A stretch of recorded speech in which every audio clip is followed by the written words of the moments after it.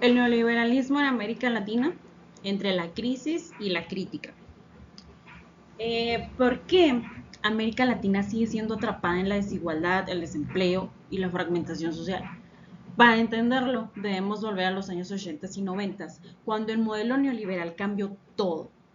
En este video explicaré brevemente cómo surgió, qué transformó y cómo la teoría crítica contemporánea lo cuestiona. Primero que nada vamos a ver el origen del modelo neoliberal en América Latina. El origen viene en los años 80, cuando América Latina vivió una crisis económica que muchos llamaron la década perdida. Fue un periodo difícil en el que los países debían mucho dinero al extranjero. La inflación se disparó, las economías se estancaron, la pobreza aumentó en gran medida y pues en medio de todo esto, el llamado Estado benefactor, ese que daba servicios públicos y ayudaba a crear empleos y regulaba la economía, pues empezó a verse como un modelo que ya no funcionaba. No podía con tanto gasto y respondía bien a las necesidades de la gente, así que muchos lo consideraban lento, ineficiente y pues lleno de problemas. A raíz de esto surgió el modelo neoliberal como respuesta, que básicamente el modelo neoliberal nos decía que menos Estado y más mercado. La idea era que el gobierno dejara de intervenir tanto y que el mercado libre tomara el control. Esto significaba abrir las economías al comercio internacional, vender empresas públicas, quitar regulaciones y dejar que los privados manejaran pues más cosas. Luego también tenemos la influencia del Fondo Monetario Internacional y del Banco Mundial, que en realidad estos organismos lo que hacían era que prestaban dinero, pero a cambio, obviamente que había que haber algo a cambio, pedían que los países hicieran cambios a sus economías, lo que se conoció como ajustes estructurales. Todo esto venía envuelto en un discurso de modernización, entre comillas, y desarrollo, con la promesa de que así tendrían más crecimiento, tendrían inversiones más eficientes y pues, sin embargo, en muchos lugares esas promesas obviamente no se cumplieron y en vez de mejorar, pues la desigualdad creció y pues mucha gente terminó aún más afectada de lo que ya estaba. Pero bueno, ¿qué es el neoliberalismo? ¿De dónde viene? ¿Qué es? El neoliberalismo, en pocas palabras, es un modelo económico y político que empezó a volverse muy popular en los años 80, como les mencionaba, sobre todo porque muchos países estaban en crisis y pues ya no confiaban tanto en el Estado para resolver los problemas. Este modelo se apoyaba en tres ideas principales, que la primera era en abrir los mercados para que haya más competencia, vender las empresas y servicios que antes manejaba el gobierno y hacer recortes o cambios profundos en la forma en que funcionaba el Estado para que intervenga lo menos posible en la economía. Las empresas privadas y la competencia pues puede organizar mejor la economía que el gobierno, según esa lógica. Si el Estado se hace a un lado, la economía va a crecer más y sobre todo pues va a funcionar mejor y con más eficiencia.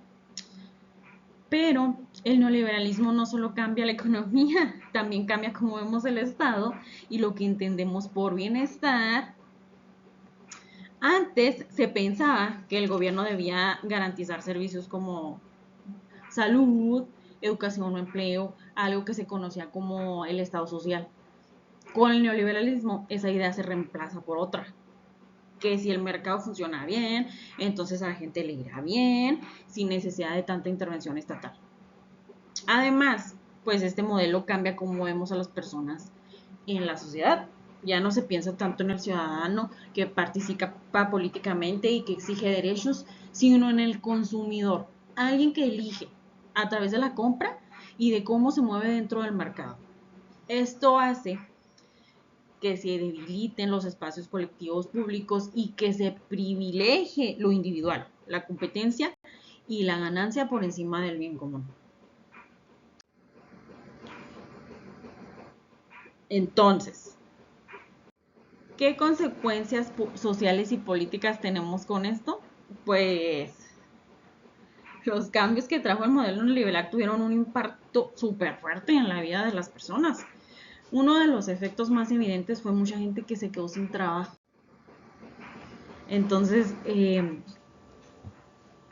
se quedaron sin trabajo y pues tuvieron que aceptar empleos en las peores condiciones. Esto pasó porque el gobierno empezó a vender empresas públicas y a recortar gastos, así que ya no había tanto empleo ni apoyo del Estado. Al mismo tiempo, el dinero que ganaban las personas ya no alcanzaba como antes.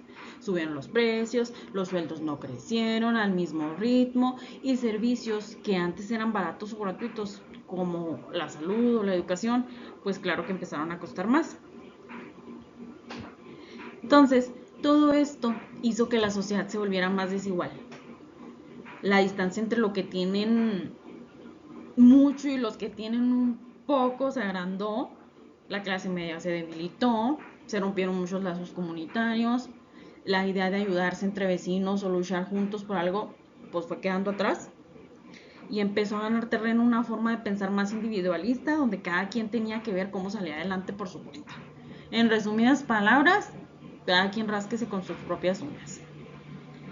Entonces, en medio de esto, el Estado ya no actuaba como un protector de lo público ni como una organización de la vida en común.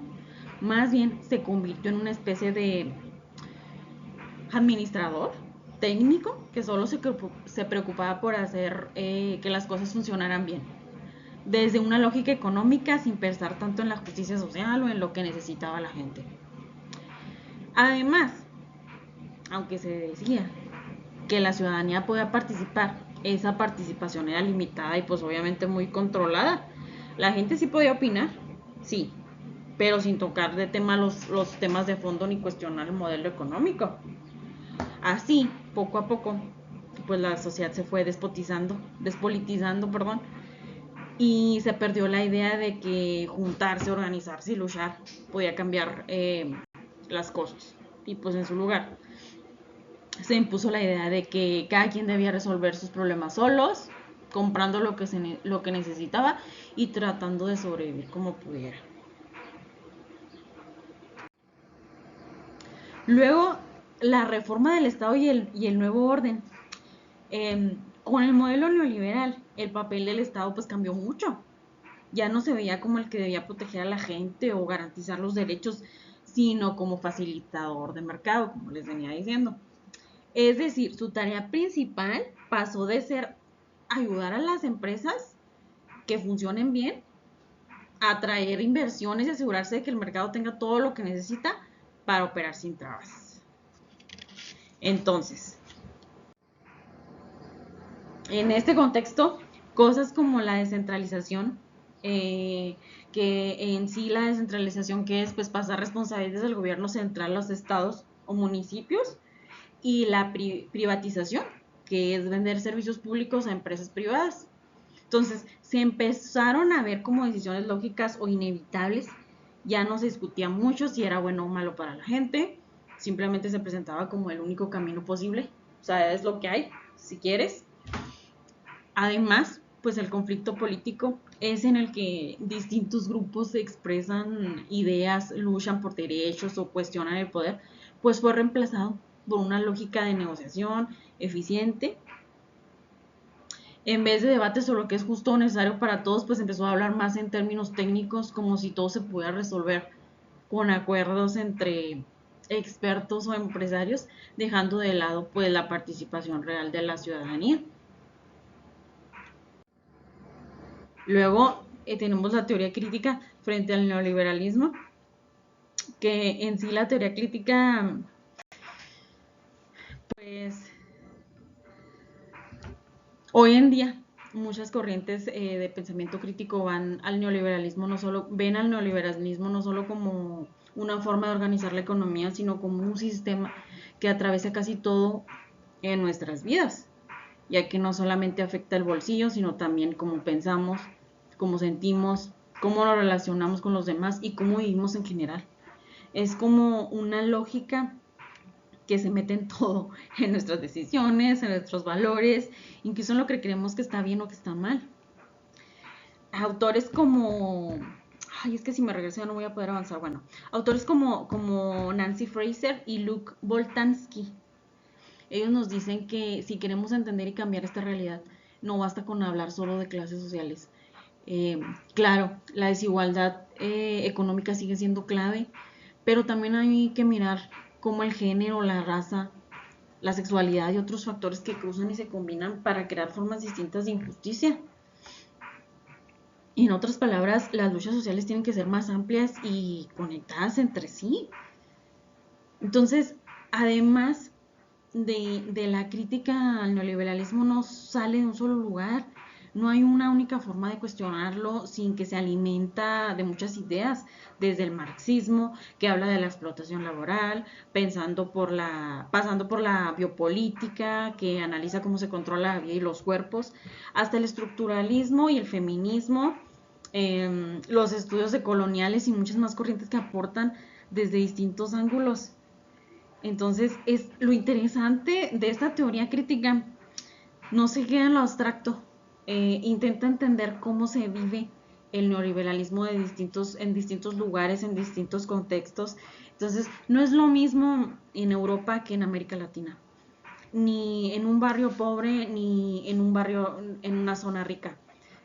Por eso, esta mirada nos apuesta por entender desde abajo, desde las experiencias reales de las personas, desde los territorios y las resistencias cotidianas que van surgiendo frente pues a este modelo. Entonces, hoy en día, como conclusión a todo esto, América Latina se enfrenta a una encrucijada, que es adaptar la política al neoliberalismo o repensar nuestras sociedades desde abajo. La teoría crítica no da recetas, pero nos invita a pensar. Y pensar más que nunca es también resistir. Eso es todo de mi parte, muchas gracias.